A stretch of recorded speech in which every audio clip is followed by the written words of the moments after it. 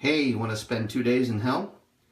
Well, if you're watching this video, you're about to, because we're going to play through the full 2 days in hell complete game for DDAT. The full game goes all 30 turns. All right, the first 15 turns cover November 20th. Turn 16 covers the nerve-wracking overnight turn, and then the rest of the turns cover November 21st. This is my fourth attempt at the full game. I've completed one, and I was about 5 hexes away from winning.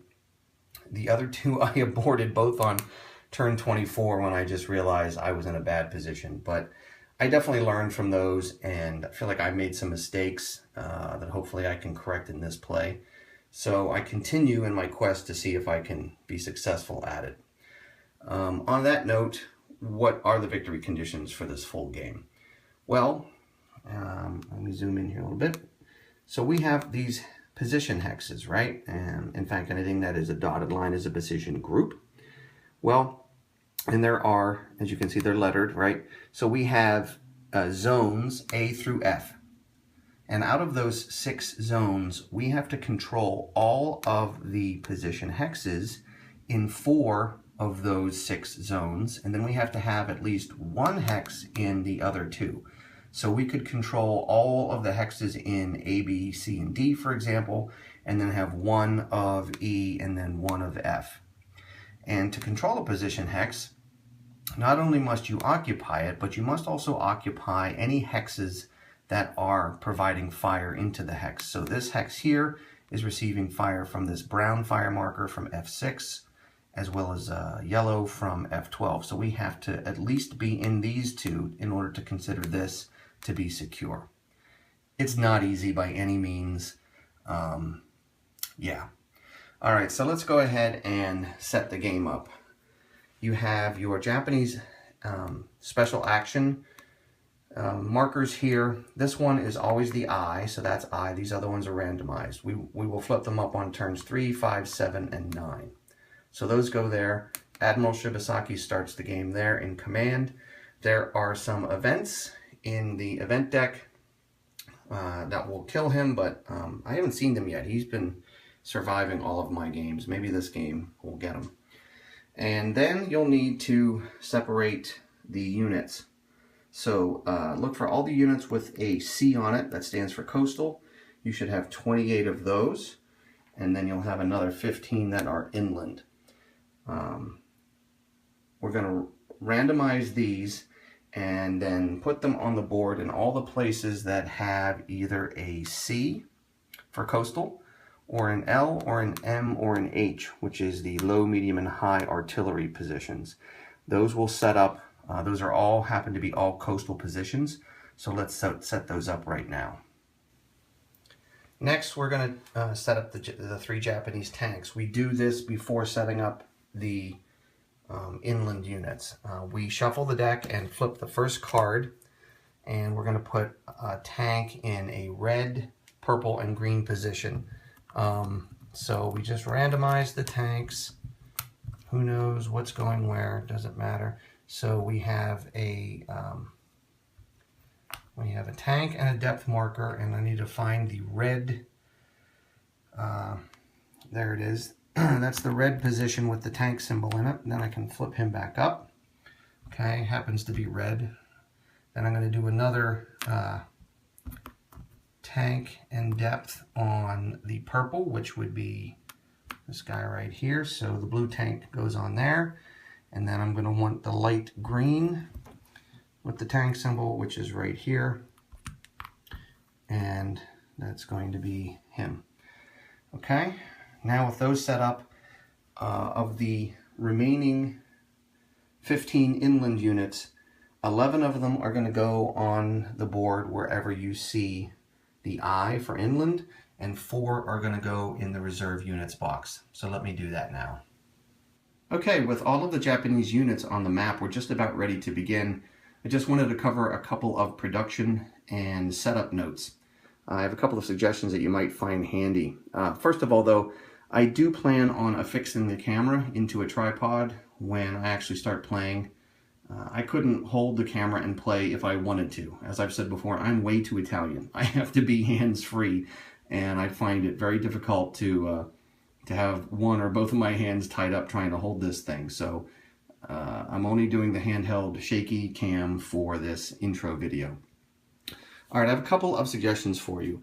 First of all, take your reduced counters and put them in order.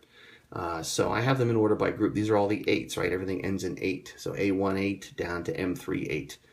And then I have that for the 6s, and then these are the 2s. Everything's in alphabetical order because these correspond to very particular units, right? So when good old A1 8 gets reduced, I know exactly where to find his reduced counter. When I first started playing, I had all of them in, yield counter tray over there, and it was just a pain. It's annoying enough that your guy gets shot and reduced, and then you have to go through and sort through and try to find the counter. Make it easy on yourself. A little bit of preparation before you play will save you a lot of grief during the game. And then the second thing is a pen and a post-it note. And that is because something I find a rule very easy to break in the game is that when heroes come into the game, and not Major Ryan who starts the game, but other heroes like Schoeffel here, when they come into the game, you will assign them to a particular unit. So for example, I might assign him to F22 or E22. You need to write that down so you remember who he's assigned to, so that when you have, if both of these units are stacked in a hex with him, I know which one he's actually assigned to. He's kind of like one guy of this unit. So he can't change units. Major Ryan can. Okay, he starts the game. It's one of his specialties. He can move around. But when you assign a hero to a unit, he needs to belong to that unit, and you need to keep track of it during the game, so write it down. The other suggestion I have for you is what you can see there. There's a file called DDAT panel, I think, in the file section that I cannot recommend enough. This is invaluable. I forget the user's name, but thank you so much, because if this didn't exist, I would have had to make it. This is a shorthand for all of the Japanese special actions. On the left here in green are for coastal units, and then in orange are for inland units. I still refer to the rule book at times for some detail, but for the most part, this gets me through 95% of the Japanese actions right there in front of you, and then also a column for the tanks. Just absolutely invaluable. And also in that file are a couple of revised Japanese and US fire charts that I find are easier to read than the ones that came with the game, so I use those as well. Okay, with that said, I'm going to go ahead and set up to film the first turn, 1 of 30. Wish us luck. See all these beautiful, nice, good-looking units? Say goodbye to them. Okay, quick postscript, and then I promise we'll get started. This is a very rulesy game. It's very rules heavy. There's a lot to consider. That's both a feature and a flaw, in my opinion, because I love the way the AI works. At the same time, working the AI I find to be onerous at times, and sometimes frustrating, and it's very easy to forget stuff, even when you know the rules. I feel like I do know the rules. I've played enough. I've read the rules enough.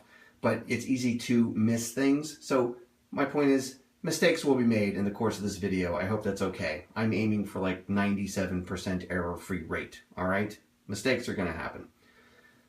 Secondly, this map is obviously very large, so trying to fit everything in and still have it be meaningful to the viewer is going to be challenging, which means I'm going to be doing a lot of stopping the camera and fixing things. I just received a minute ago a nice little table size tripod, so I can maybe put it especially in this area here. If I don't have any units in the water, I can put it here and do some close-ups of that over there. So this is going to be a challenging video for me to make, to try to make it visible for all of you. Okay, so thanks. And now we will actually do the first turn.